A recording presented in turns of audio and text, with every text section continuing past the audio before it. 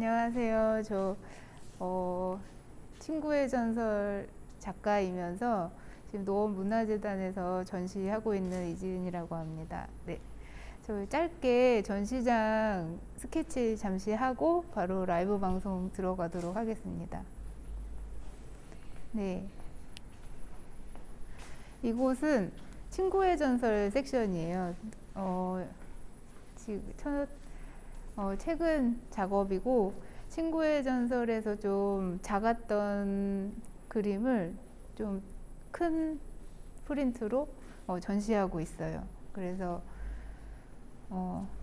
이렇게 쭉 따라오시면서 전시를 보실 수 있고, 제가 그 책 구매하시면 그 엽서가 뒤에 같이 동봉이 되어 있는데, 거기는 아이들이 이렇게 캐릭터로 만들어져서 전시되고 있습니다. 이 작업은 렌티큘러 작업이라고 하는데요. 저 어렸을 때는 문방구에서 많이 팔던 그런 굿즈, 그런 책받침 같은 아이였는데, 이렇게 보는 각도에 따라서 이미지가 달라져서요. 책에는 나오지 않았는데, 제가 진짜로 그리고 싶었던 엔딩이라고 해야 될까요? 그 엔딩을 여기서 이렇게 보실 수 있어요. 이번 전시는 우리 이제 친구라는 큰 그림책이다 라고 생각하고 제가 기획을 했어요.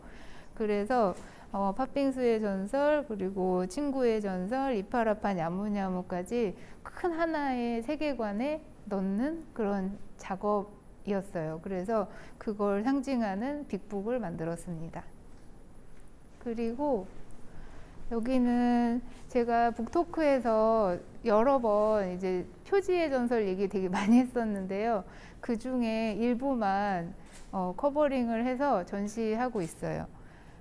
최종 완성된 팥빙수의 전설 책 이전에 제가 고민하던, 그리고 출판사와 같이 치열하게 고민했던 흔적들, 네, 그렇게 되어 있습니다. 재밌어 진짜 기가 막히게 웃긴 눈호랑이 범벅, 맛있는 거 주면 안 잡아먹지, 뭐 이런 이야기들로 책이 나올 뻔했지요. 이제 이야기 안으로 들어가는 큰 문이 앞에 있고요. 이렇게 들어오시면 됩니다.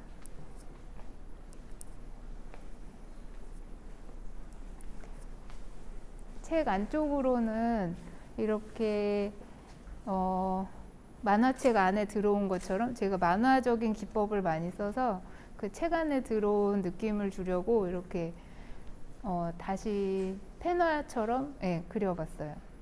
그리고 이쪽은 팥빙수의 전설 섹션입니다. 팥빙수의 전설 가게를, 할머니 가게를 호랑이가 차지한 상황이에요. 네. 여기서 가장 독자님들이 좋아하시는 렌티큘러 작업은 바로 이 작업입니다.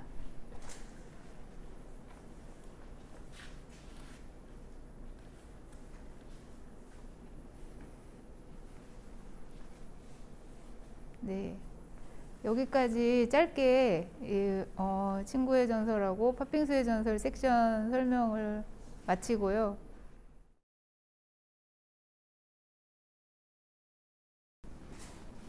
네, 안녕하세요. 저 지난번 이제 출간 집구석 라이브 이후에 꽤 오랜만에 뵙는 것 같아요. 저 전시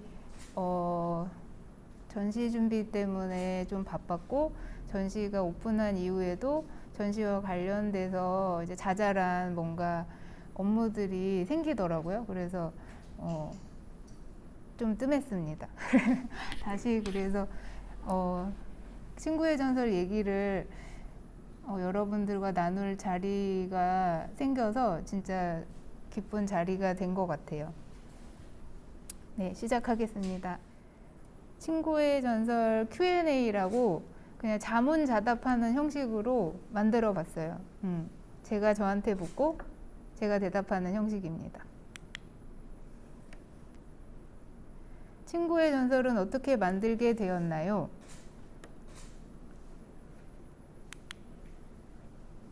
원래 친구의 전설이라는 기획물로 계약이 되어 있었던 게 아니라 어떤 팥빙수의 전설이 끝나면서 어떤 작은 굉장히 단순한 반복 구조의 이야기로 계약을 체결한 이야기가 있었어요. 그런데 그 이야기를 다시 꺼내서 이파라판 야무냐무가 출간된 이후였는데 다시 작업하려니까 너무 재미가 없는 거예요. 그래서 스스로가 그 책을 엮어내기에 힘들더라고요. 재미가 없으니까. 그래서 이 방법도 쓰고 저 방법도 쓰고 뭐 이야기를 뭐 붙여봤다 해체했다 소재를 바꿔봤다 막 이렇게 노력을 했지만 결국 실패하고 좌절했던 순간에 제가 재미없는 폴더 얘기 종종 해드렸었는데요. 재미없는 폴더가 저에게 다가왔습니다.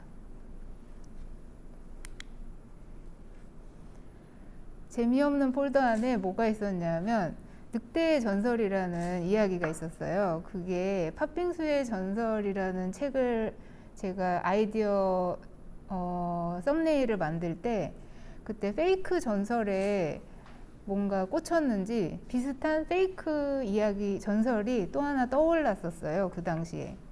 그게 늑대의 전설이었는데 지금 친구의 전설하고 이야기는 굉장히 비슷합니다.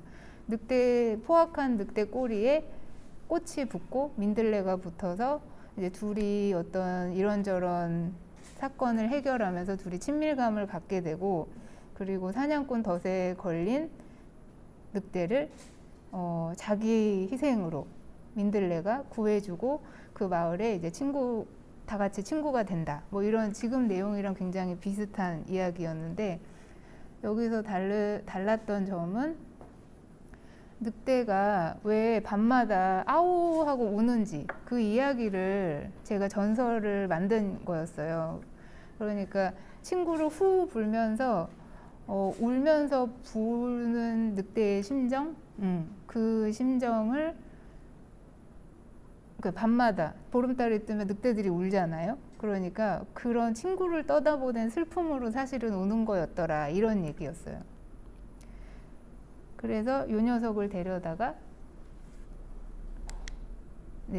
그때 늑대의 전설 한참 할 때 뭐 그렸던 뭐 썸네일은 아니고 늑대 그림들이고요. 그래서 팥빙수의 전설과 늑대 전설을 합쳐서 이렇게 친구의 전설로 탄생하게 되었어요.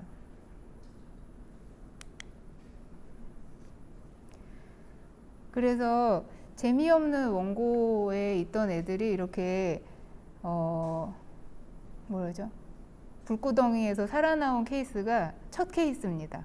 원래는 다 사장돼요. 그런데 처음으로 이게 살아 돌아와서 이 재미없는 원고에 몇 가지의 이야기가 있는지 궁금하실 것 같아서 숫자나 몇 마디 해드리겠습니다. 한 25개 정도의 재미없는 얘기가 있어요. 언젠가 또 이야기로 나올 걸 기대하고 있습니다. 네, 제가 늘 더미를 얘기하면서 더미 굉장히 막대기 인형처럼 그린다라고 말씀드렸었어요. 모르시는 분들도 계시지만 제가 더미를 재미삼아 보여드리도록 할게요. 저한테 좋은 일인지는 모르겠습니다만. 네.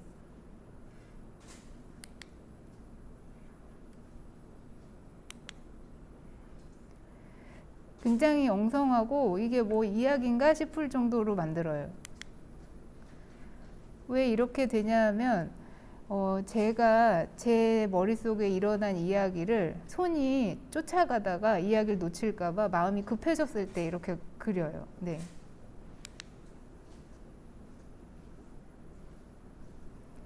뭐 무슨 짓이야 떨어져 이런 것도 엄청 엉성하죠. 그리고 이 그림책에서 그 클라이막스 장면 있잖아요. 그 까만 밤하늘에 후루루루루 날아가는 민들레꽃 이런 것들을 딱 이런 식으로 그렸어요. 좀 네, 엄청 못 그렸죠. 네, 재미삼아 가져왔습니다. 네, 여기서 이제 주인공 캐릭터에 대한 얘기를 할 건데요. 네, 호랑이 캐릭터에 대해서 얘기해 보겠습니다. 호랑이가 왜 저렇게 성격이 모나게 되었는가, 뭐 이런 궁금증이 생겼어요, 저에게. 그런데 그 얘가 과거에 어떤 사건과 경험들 때문에 사회성에 오류가 생기지 않았을까 이런 생각이 들었고, 이런 호랑이의 모습이 되게 내 모습하고 비슷하지 않나? 이런 생각이 들었어요. 제가 누군가를 괴롭혔다는 건 아닙니다. 네.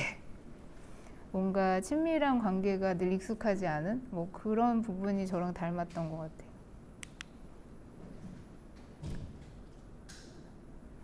네. 그리고 꼬리꽃 캐릭터는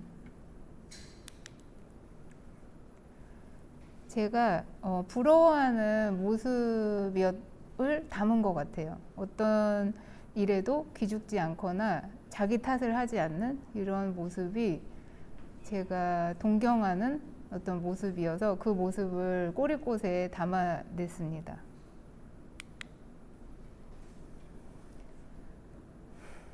처음에 꼬리꽃 스케치를 했을 때는 꽃술의 얼굴을 그리려고 했었어요. 그래서 약간 이런 모습으로 스케치가 됐었죠. 그런데 할머니랑 비슷해졌으면 좋겠다는 생각이 있었는데, 왜냐하면 제 머릿속에는 이게 프리퀄이었으니까. 그런데 할머니랑 전혀 닮지 않게 진행이 되더라고요. 그래서 다시 생각한 게 꽃받침에 얼굴을 만들자라고 생각을 했어요. 그런데 제가 꽃받침은 당연히 초록색이고 머리는 노란색이다. 이게 나의 머릿속에 민들레였기 때문에 이렇게 컬러 진행을 했었어요. 그런데 이게 귀엽지도 않고 할머니 같지도 않고 뭔가 외계인 같은 거예요. 뭔가 친밀감이 안 생기는, 내가 원하는 뭔가 당돌하고 당찬 이미지가 생기지 않아서 다시 고민하게 됐습니다. 그래서 지금의 이 꼬리꽃이 나왔어요. 근데 제가 이 꼬리꽃에서 굉장히 좋아하는 대사인데, 대사라기보다는 꼬리꽃에서 꼬리꽃이 하는 꼬리꽃의 반응 중에 제가 제일 좋아하는 거, 이 책 전체 중에 제가 제일 좋아하는 캐릭터의 반응, 이런 거거든요. 이게 누렁이 넌 누구냐? 라는 거예요. 그리고 네가 나한테 붙은 거다 라고 얘기하는 장면. 저는 처음에 이 꼬리꽃과 호랑이 설정을 할 때 작고 약한 것이 큰 것에 붙었을 때 당연히 네가 나한테 붙은 게 아니라 내가 누군가에게 피해를 줬다라는 그런 정서가 있었는지 그런 식으로 얘기를 해석했었거든요. 대사도 그렇게 썼었고. 그런데 캐릭터를 좀 더 구체화하면서 얘의 당돌함이 대사로 내 머릿속에서 이렇게 누렁이 넌 누구야? 누렁이가 나한테 붙다니? 라는 대사를 얘가 내뱉었을 때 굉장히 카타르시스가 느껴졌어요. 너가 정말 그 캐릭터구나 라는 생각이 들었습니다.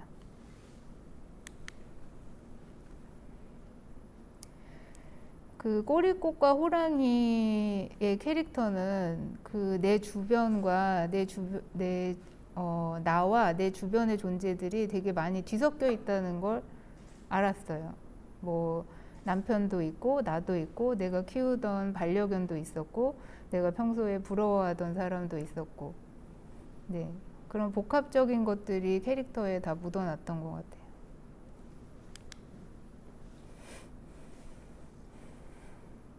이거는 아시는 분이 훨씬 많겠지만 꼬리꽃은 팥할머니인가요? 라고 어제 어린이 독자분이 물어봐 주셔가지고 네, 답을 가지고 왔습니다. 맞아요. 둘은 같은 존재예요.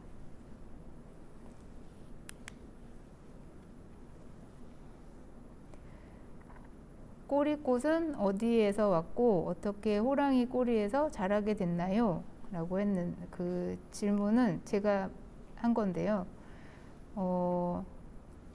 이 질문을 하면서 뭔가 왜 어떻게 됐냐 하면 이라고 생각을 해보려고 했는데 이건 잘 모르겠어요. 얘네들이 둘이 붙은 건 마치 인연 같은 거라고 생각을 했거든요. 마치 둘이 우리가 현재 살면서 누군가를 만날 때 뭔가 교통사고처럼 만난다고 하잖아요. 내가 원하던 원하지 않던 생기는 인연이라는 게 있고 자식 간의 인연, 뭐 부모 간의 인연 이런 것들. 그래서 이 둘도 왜라는 얘기를 하기 전에 이 둘은 그냥 어쩔 수 없이 만날 수밖에 없는 두 존재의 충돌? 이런 거였던 것 같아요.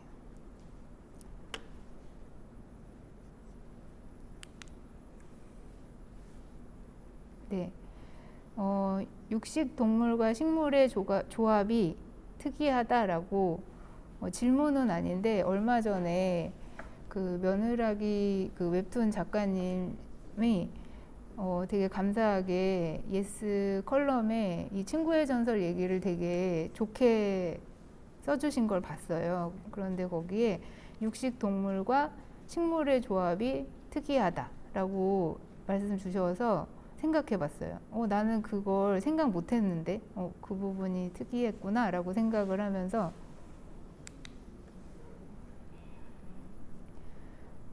저는 굉장히 일상적인 것에는 편견이 있는 편이에요. 뭐 검은 모자가 지겨워서 빨간 모자 써봤어 이러면 어떡해 진짜? 이러면서 막 깜짝 놀라는 타입인데 사건이 너무나 엄청나고 엉뚱한 경우에는 뭐 그럴 수도 있지라면서 약간 별로 이렇게 황당한 일에는 별로 놀라지 않는 사람이라 이런 캐릭터 조합이나 이런 거에 거부감이 없었던 것 같아요. 좀 더 일상적인 캐릭터의 만남이었으면 아마 더 힘들었을 수도 있을 것 같아요.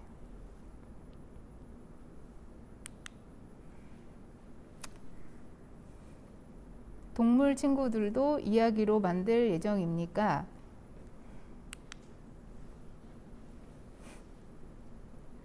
제가 호랑이에 반응하는 그 주변 동물들을 그리면서 행동이나 얘네들의 표정이나 습성 같은 걸 계속 생각하면서 그리다 보니까 얘네들의 캐릭터와 이야기들이 아주 작게 계속 떠오르더라고요. 그래서 아마도 어떤 형식이 될지는 모르겠지만 얘네들이 등장하는 이야기가 나오지 않을까 이런 생각을 하고 있어요.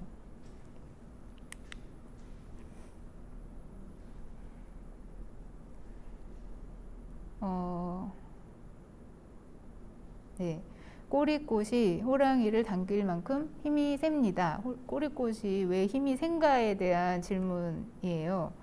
왜냐하면 꼬리 끝에 붙어 있는데 얘가 막 절벽까지 데리고 가기도 하고 뭐 자기가 원하는 곳으로 호랑이를 이끌고 그러잖아요. 그런데 꼬리꽃의 힘이 세다라고 생각하지 않았고요. 꼬리꽃과 호랑이는 엄청나게 깊은 동기화가 되어 있다 이렇게 생각했어요. 그러니까 한 몸에 그러니까 머리가 둘이다, 영혼이 이미 둘이다라고 생각해서 작업을 진행했습니다. 그래서 꼬리꽃은 힘이 센 게 아니라 몸을 다루는 거, 자신의 몸을 다뤘던 거라고 해석했어요.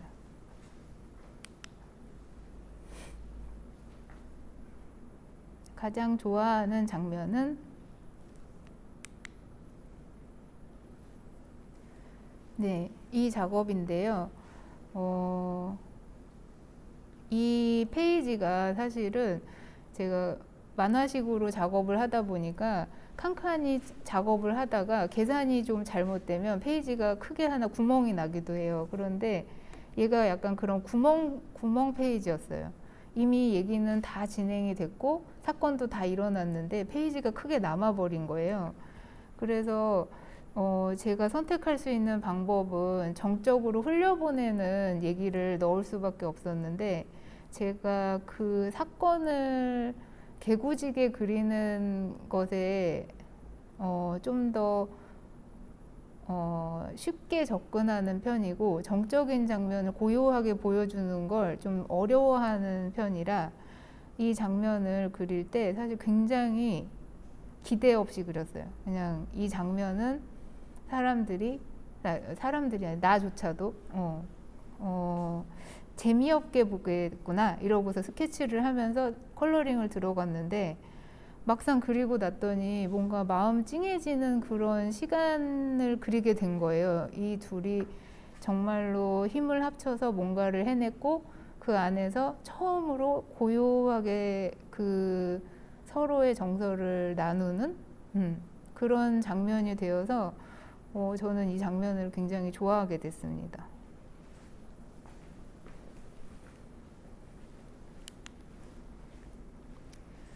그리고 가장 좋아하는 장면이기도 그 안에 카테고리에 들어있기도 하지만, 저한테는 엄청나게 공포스러운 장면이 밤씬이었어요. 이 처음에 저는 아까 늑대 그 재미없는 폴더에 들어있던 늑대의 전설을 쓰면서도 이거는 밤씬 때문에 내가 망하겠구나 이런 생각을 할 정도로, 저는 이런 정적인 것, 정서를 보여주는 컷 이런 것들에 대한 공포가 있었기 때문에 이 장면 그리기 전에 굉장히 긴장하고 긴장했던 것 같아요. 이 장면이 돌아오면 마치 큰일이 날 것이다 막 이런 생각을 했었어요.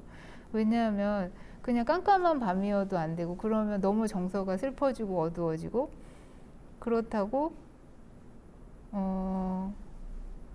이 밤 장면이 밋밋해진다고 그래야 될까요? 너무 밋밋해지면 얘네들의 감정에 잘 살지 않을 것 같고, 그래서 제 선에서는 최대한 몽환적인 느낌의 밤을 표현하고 싶었는데, 어쨌건 제 선에서는 잘 풀어냈다. 그래서 마음에 드는 장면이라고 뽑았습니다. 그리고 이 장면도 마찬가지예요. 이 밤씬을 그릴 때 제 기억이 어떤 게 나냐면, 제가 돌부처가 된 거 이런 느낌으로 그렸어요. 그냥 눈을 감고 자는 시간 빼고는 몇 날이었는지 모르겠어요. 그냥 그 상태로 거의 씻지도 않고 뭐 갈아입지도 않고 그냥 그 상태로 앉아서 이 장면을 약간 돌파했다 약간 이런 느낌으로 그려냈거든요. 그런데 뭔가 최상이다라고 말할 수는 없지만, 내가 표현하고자 하는 거에 무리 없이 잘 만들어졌다 이런 느낌입니다. 그리고 웅진에서 이 밤신에 그 홀로그램 박을 넣어주셨잖아요. 그래서 훨씬 더 이 장면의 의도가 잘 살았고 더 슬프고 아름답게 잘 마무리가 된 것 같아서 좋았던 장면으로 뽑아봤어요.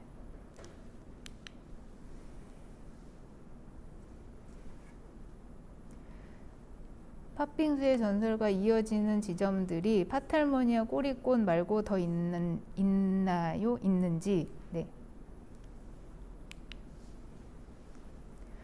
이 언급을 아무도 안 해주셔서 그냥 저 혼자 생각하고 넘어갔는데, 그 팥빙수의 전설에서 얘가 손톱에 딸기를 꽂아 먹잖아요. 그거 여기서 배운 거예요. 얘네들이 가르쳐 준 거예요. 이렇게 새콤 달콤 콕 달달 포도 콕 이렇게 그때 놀면서 꽂아줬던 그 기억으로 나중에 팥빙수의 전설에서 그 끼워 먹는 호랑이 모습이 나왔다는 거. 나름 치밀했다고 생각했는데 아무도 안 알아주더라고요.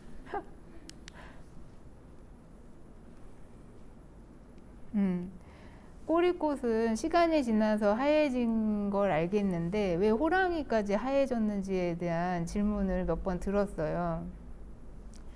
그 이유는 호랑이와 둘은 그만큼 견고하고 단단한 사이였다. 그렇게 동기화되어 있었다. 이런 의미였어요. 예전에 오래전 기사였는데 까만 리트리버 멍멍이가 주인이 세상을 떠난 뒤에 하얗게 변한 것에 대한 기사를 본 적이 있어요. 그러니까 호랑이와 그 민들레는 그만큼 강렬한 유대가 있었던 사이다, 이런 걸 보여주는 거죠. 네. 그리고 이 둘이 하얘졌을 때 얘네들 하얘지고 난 다음에 더 신나게 놀자 하는 페이지는 마지막에 그 편집자님하고 의견을 나누면서 추가된 페이지였는데, 그러면서 걔네들이 거기서 신나게 노는 그 장면을 넣게 된 게 저한테 굉장히 기뻤어요. 어떤 거였냐면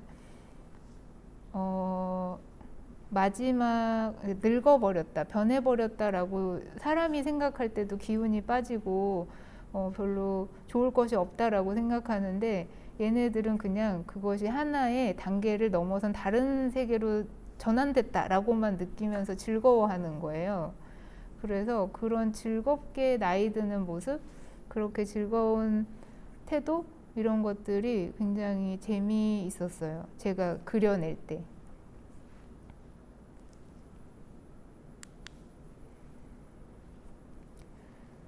어제 그 전시장에서 만난 그 독자님께서 작업하면서 안 울었어요? 이러면서 물어보시더라고요. 그런데 제가 안 울었다고 했더니 깜짝 놀라시는 거예요. 어떻게 안 울 수가 있냐라고 하셔가지고, 저는 늑대의 전설이라는 이제 재미없는 폴더 시절에 이미 이 얘기는 슬프다라는 걸 이미 알고 있었기 때문에 굉장히 오래 알고 지낸 사이라서 슬프지 않았던 게 그 이유기도 했고요.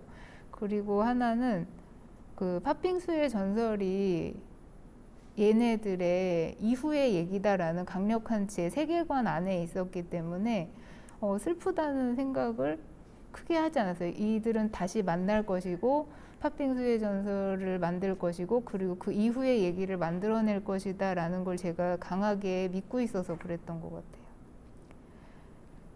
네, 근데 이때 울었던 사람이 있었어요.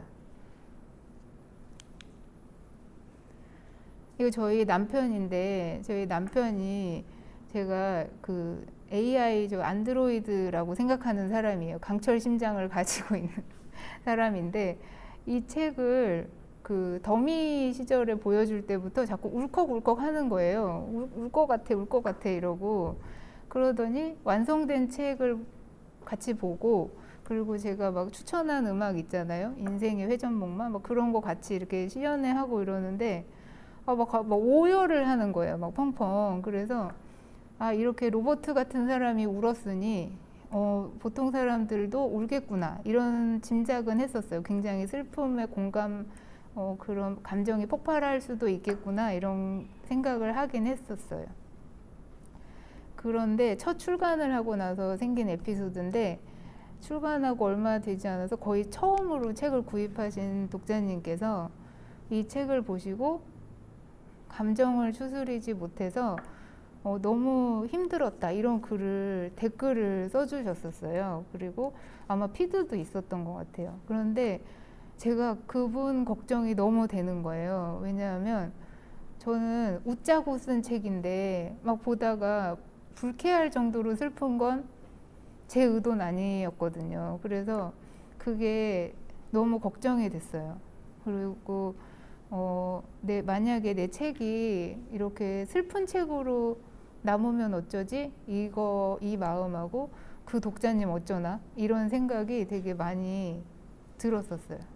그런데 다행히 이제 시간이 지나고 이제 다른 독자님들하고 얘기하고 반응을 지켜보니까, 아이들은 그러니까 그 미취학 아이들이겠죠. 이별에 대한 생각을 많이 경험하지 못했던 아이들은 이 이야기를 굉장히 즐거워하고, 어른들은 읽어주다가 우시고, 그래서 반응이 나눠지는 걸 보고 다행이라고 생각했습니다.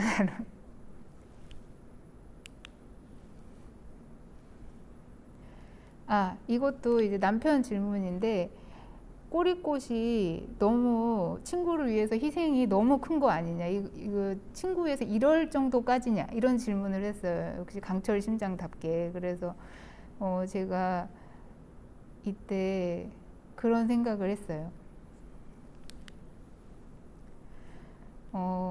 꼬리꽃은 이미 자기가 하얗게 변해지는 순간에 다른 존재로 변하고 다른 세상으로 가고 있다는 걸 꼬리꽃은 알았을 거라고 저는 생각했어요. 그래서 희생이라기보다는 호랑이가 그 순간을 만들어줘서 행복했을 거라고 생각했었어요.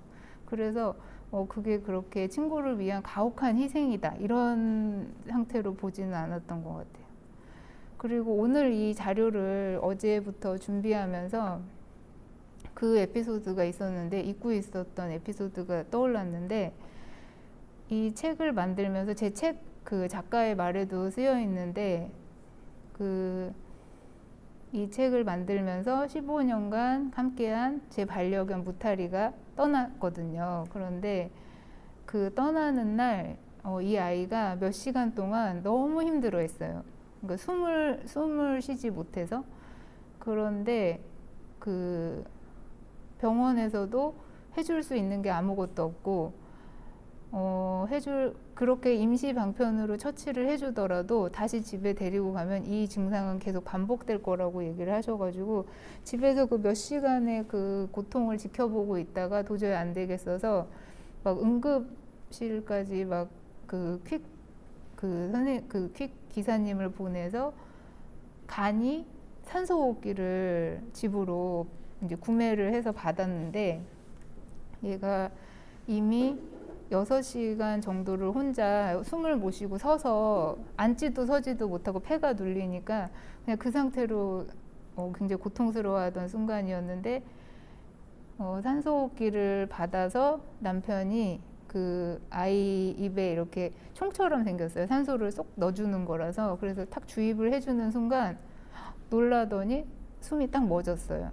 그래서 남편이 너무 충격을 받은 거예요. 내가 얘를 어떻게 한 걸까 이러면서 너무 충격을 받아서 힘들어 했었는데,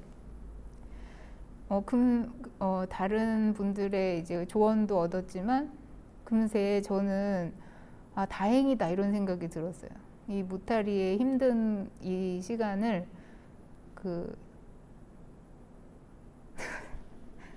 네. 넘어가는 거. 아니, 아까 읽을 때는 괜찮았는데. 네, 그래서 꼬리꽃은 괜찮았어요. 행복했다, 이렇게. 네. 팥할머니가 꼬리꽃이면 팥빙수 전설에서 눈호랑이는 그럼 팥빙수가 그냥 돼버린 건가요? 이렇게 생각할 거라고 저 혼자 생각했어요. 그러니까 둘이 친구라고 한참 그 전생에서 얘기했는데 할머니가 훌떡 얘 먹어버린 건가? 이렇게 생각할 수가 있잖아요.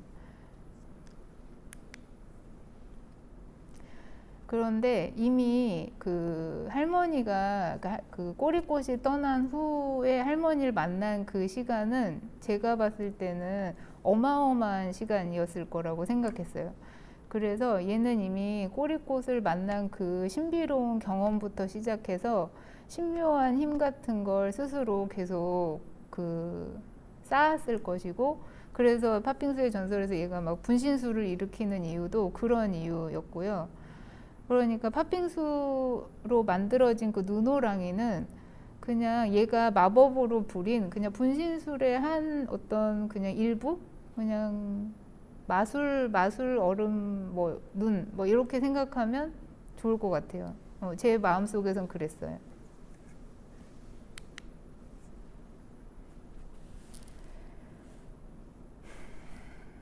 다음 전설은 무엇인지요? 여러 가지 이야기가 요즘에 떠오르고 있어요. 그런데 이게 정말 재밌는 이야기인지는 정말 책상 앞에 앉아서 펜을 들어봐야 알기 때문에 머릿속으로는 굉장히 여러 가지 신호비 떠오르고 그것들을 막 연결하고 싶고, 그런데 아직은 확정하지 못하는 단계다, 이렇게 말씀드리겠습니다.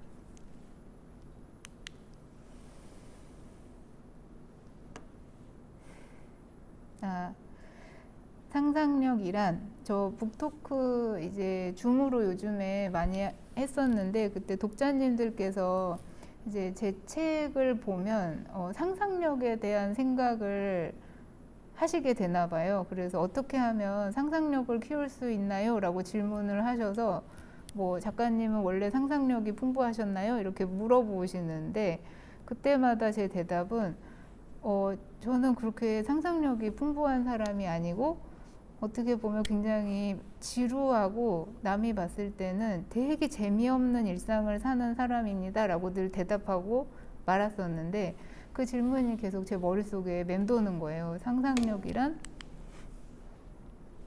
무엇이 상상력이지? 라고 생각해. 나는 평범한 사람인데 내 작업에서 상상력이라는 걸 느꼈다면 상상력은 과연 무엇인가? 이런 생각을 하게 됐어요.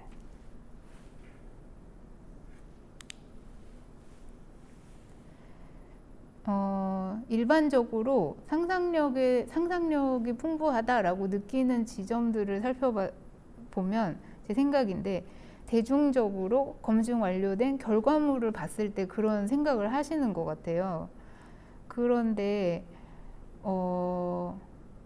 그렇다면 이 사람들이 무엇을 했기 때문에 우리가 그 어마어마한 상상력을 그런 것을 느낄까?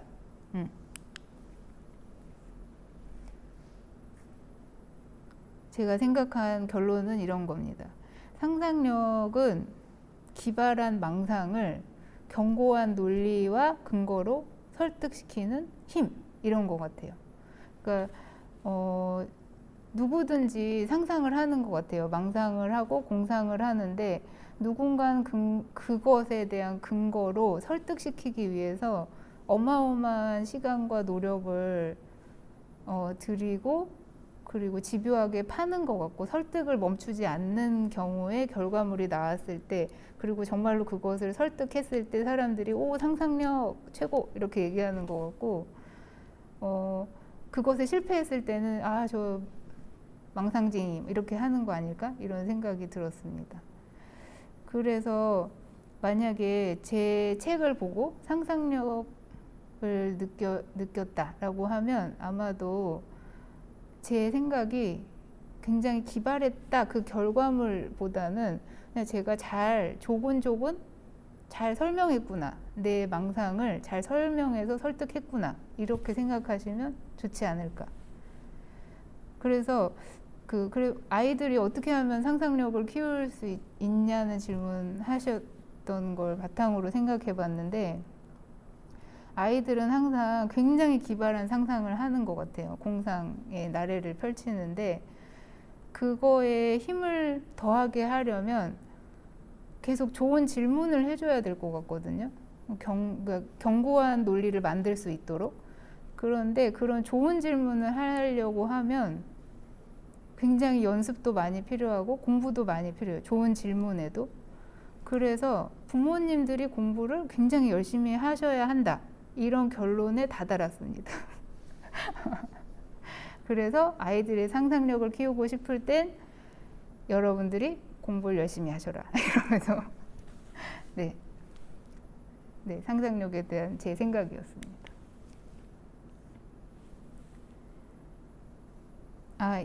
네. 우리 이제 친구 전시가 이제 일주일 정도 남았어요. 그래서 이거 마무리하면서 이 전시에 대한 제 소감 이런 거를 한번 말해보고 싶습니다.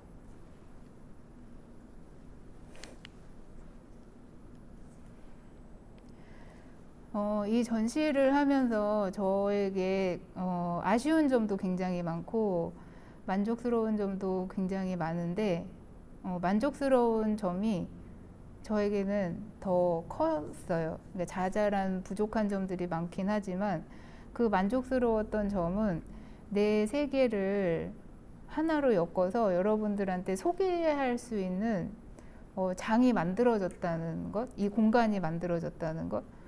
그래서 그 기회에 되게 감사하고 그리고 이 문화재단의 그 큐레이터이신 이지미 선생님께 굉장히 감사드려요. 그러니까 저 사실은 뭐 이거 하면서 상을 받게 된 거지. 그전에는 그냥 이파라파 책만 낸 그냥 그런 그림책 작가였는데 그 기획서도 써가지고 이제 내주셔서 진흥원에서 막 설득도 하시고 이래서 여기 전시하게 된 거거든요. 그래서 그 전시를 하게 되었기 때문에 제 세계관을 보여줄 수 있었고, 그리고 가끔이지만 코로나 때문에 자주 오거나 자주 그 만나 뵙지는 못하지만 올 때마다 너무 반가운 정말 독자님들, 어린이 독자님들, 성인 독자님들을 만나서 진짜 위로와 응원을 진짜 많이 받아요. 그래서 그 경험들이 저에게 정말 소중하게 남을 것 같아요. 이번 전시를 통해서. 그리고 내가 디자인과 출신임에도 불구하고 정말 디자인이라는 걸 한 번도 해본 적이 없는데 이 전시 작은 팜플렛부터 뭐 디자인 뭐 이제 전시 구성까지 제가 그 4년 동안의 학비를 여기서 조금 뽕을 뽑았다 이러면서 네, 그런 기회가 돼서 좋았다 이런 말씀을 드립니다. 그리고 이 세계관의 소개 얘기하면서 전시를 보신 분들은 보셨을 테지만 이 전시의 큰 세계관은 이 지도에 딱 나와 있어요. 전설의 섬이 이렇게 작은 이유는 요거 책 내기 전에 만들었던 지도라서 그렇습니다. 그래서 이파라파 냐무냐무 만들 때 이제 세계관을 조금씩 만들고 있던 터라 작을 뿐이지 이 밑에 이렇게 큰 땅이 있어요. 걱정하지 않으셔도 됩니다. 제 이 세계는 섬들이 각각의 이야기와 캐릭터를 가지고 있는데요. 보통 섬은 이렇게 땅에 붙어 있는데 얘네들은 바람이나 파도에 밀려서 계속 떠돌아다녀요. 바다의 크기가 어느 정도인지 짐작할 수도 없어요. 그래서 서로 만날 수도 있고 한 번 만났다고 두 번 만날 수 있는 것도 아니에요. 왜냐하면 그 어디로 떠내려갈지 전혀 아무도 모르거든요. 그래서 털숭숭이가 이파라파 냐무냐무 섬에 어떻게 왔냐는 질문 많이 하시는데 그냥 바람 따라 물 따라 왔다가 그 섬에 가까이 가게 돼서 잠깐 넘어갔다가 바람 따라 다시 섬이 밀려나갈 때 자기 섬으로 돌아와서 떠난 거예요. 그래서 저는 앞으로도 이야기가 만들어질 때마다 이 섬들을 하나씩 만들 계획이고, 그리고 이 전설의 섬과 그 새롭게 만들어진 섬들이 어떤 식으로 연결되면 재밌을지 이런 얘기들을 계속 그려나가고 있는 중이에요. 네.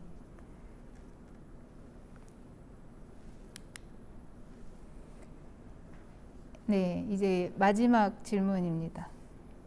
이지은에게 그림책이란? 저는 이거는 제가 이번 전시 마감에 대한 제 마음이기도 하고, 친구의 전설과 팥빙수의 전설, 이파라파 냐무냐무, 그리고 그 외의 모든 책들을 사랑해 주시는 독자님들에게 한 번쯤은 해보고 싶었던 얘기를 제가 글로 써왔어요. 그래서 읽어보겠습니다.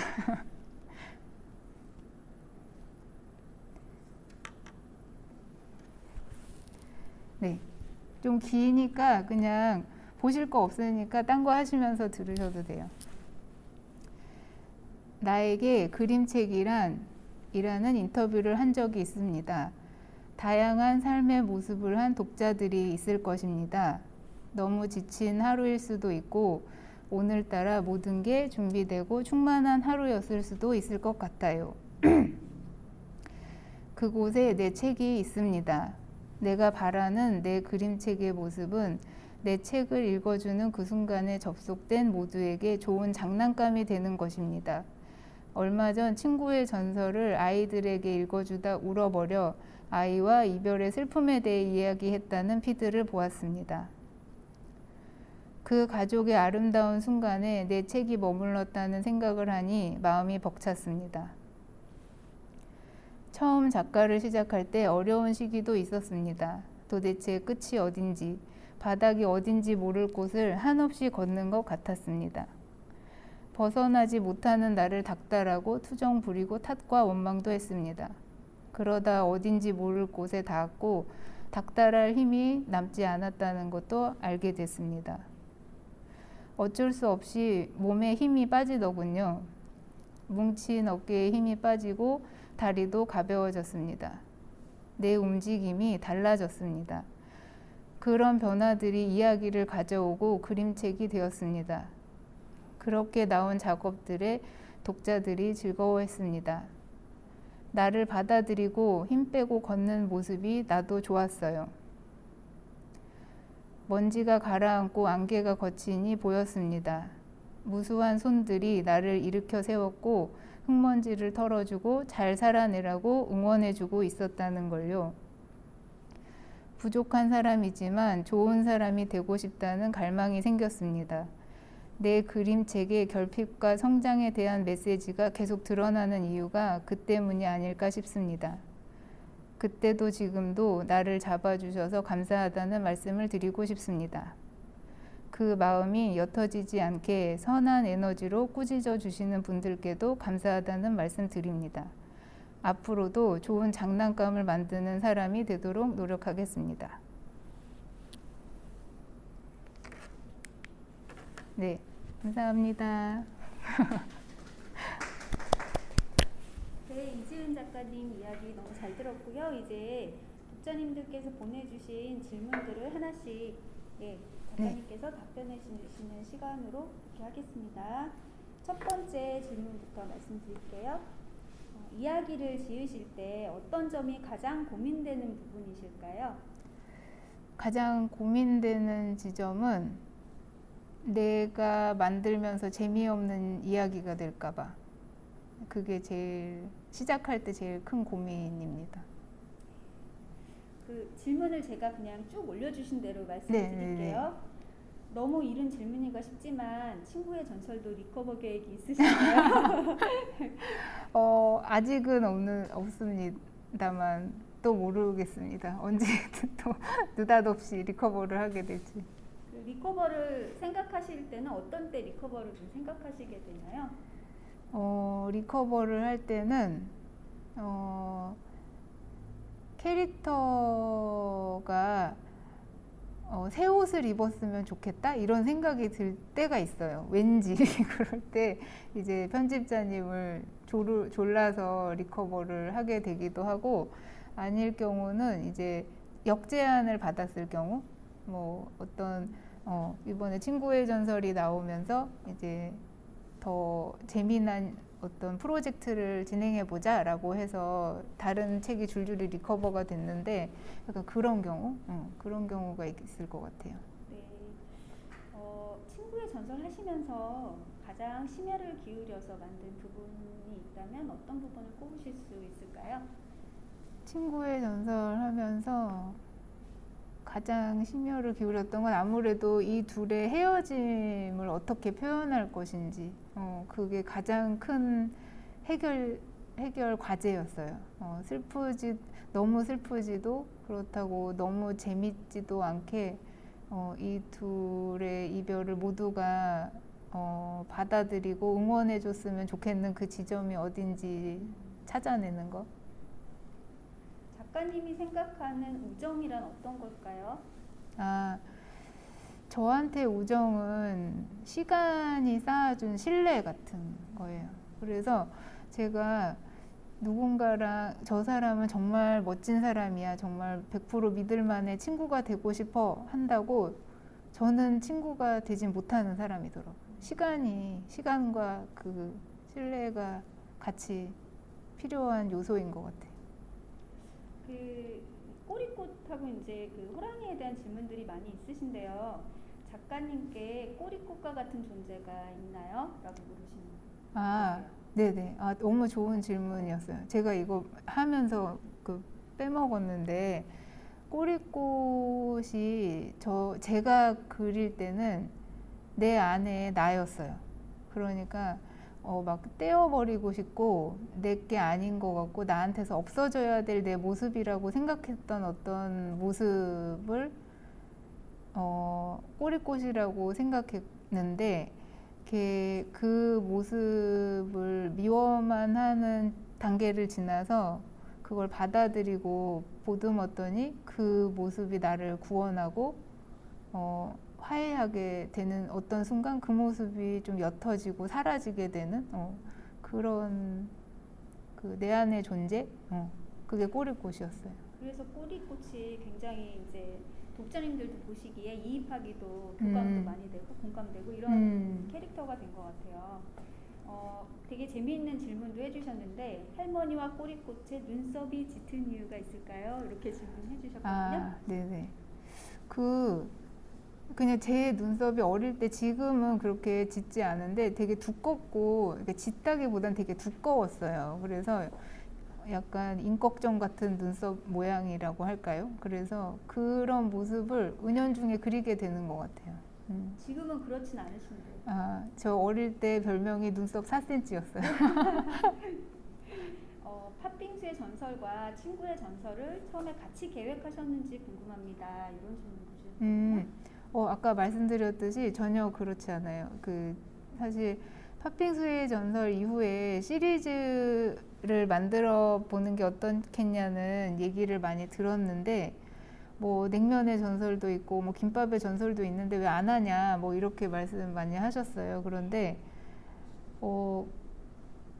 제가 원하는 후속작의 모습이 아니었어서 한 2년을 묵혀둔 거죠. 그러다가 우연한 기회에 이렇게 후속이 나오게 된 거예요. 네, 그러니까 의도한 건 아니었어요. 네.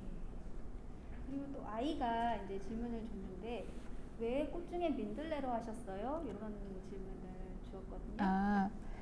저는 엔딩을 먼저 생각하고 이야기를 만들었어서 그렇게 후루룩 날아가는 장면이 네. 민들레밖에 할 수 없는 일이더라고요. 이거는 이제 작가님 작품을 좀 계속 우려봐왔던 이제 독자분이 주신 것 같은데요. 작가님 작품에 할머니가 유독 자주 등장하는데 특별히 이유가 있을까요? 라고 질문 주셨네요. 그 할머니 엄마 책 보시면 아실 텐데 제가 할머니 손에서 자랐어요. 그래서 지금 90세가 넘으셨는데도 이제 굉장히 뭐라 그러죠? 건강하시다기보다는 정정하시다. 네. 그렇게 하셔서 그 할머니에 대한 이야기가 많이 나오게 되는 것 같아요.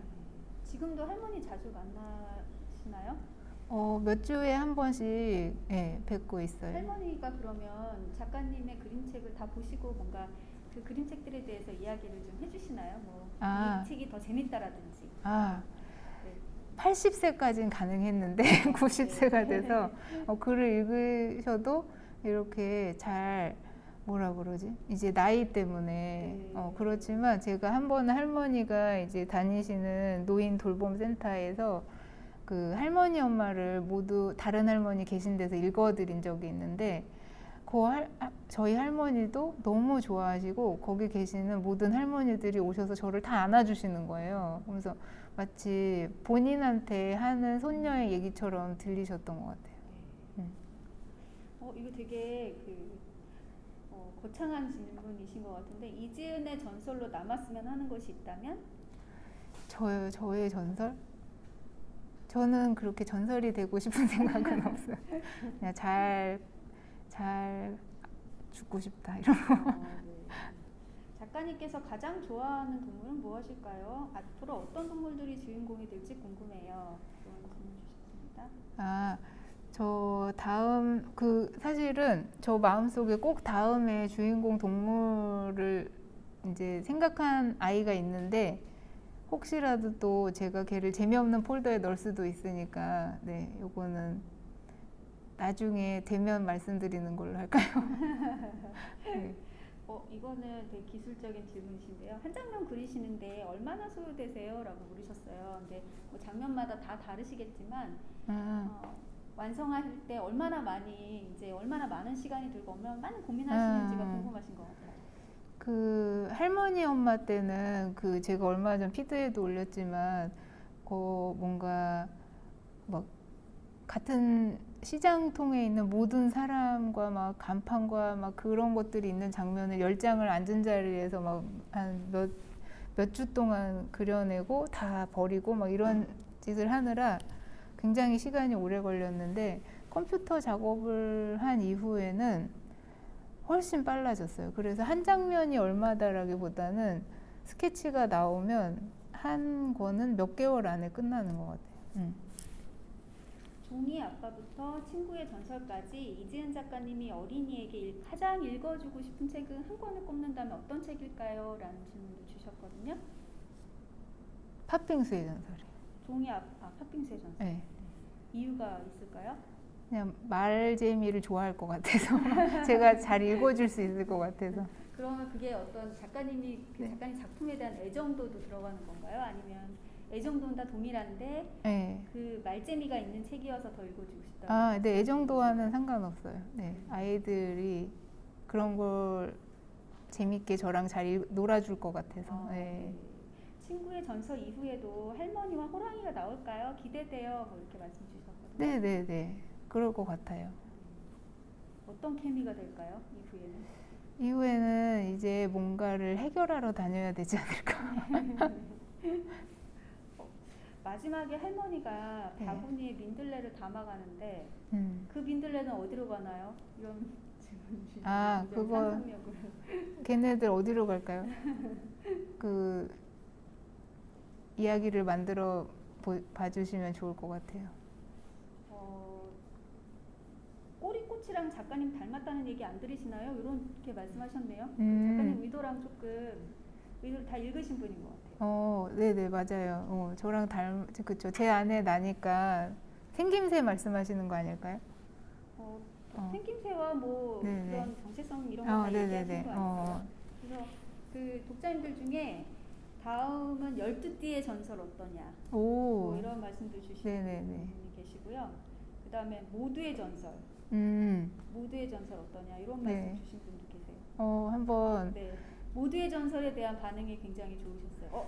너무 재밌겠다 뭐 이런 말씀들 많이 지금 댓글로 모두의 전설이라는 게 뭘까요? 작가님의 그 모든 아이들의 전설이 한꺼번에 통합되어서 나온 책. 저 그런 거 하고 싶은데 어디서 내야 되는 거예요, 그건? 현실적으로. 굉장히 현실적이죠. 네. 네. 지금까지 이지은 작가님 모시고 이제 전시회장에서 이렇게 북토크 나누었고요. 이지은 작가님 이제 마무리하시면서 인사하시고 북토크 마무리하는 걸로 하겠습니다. 인사해주세요. 네네. 이렇게 그 금요일 늦은 시간에 이렇게 와주셔서 정말 감사드립니다. 늘 건강하시고 행복하세요. 네, 감사합니다.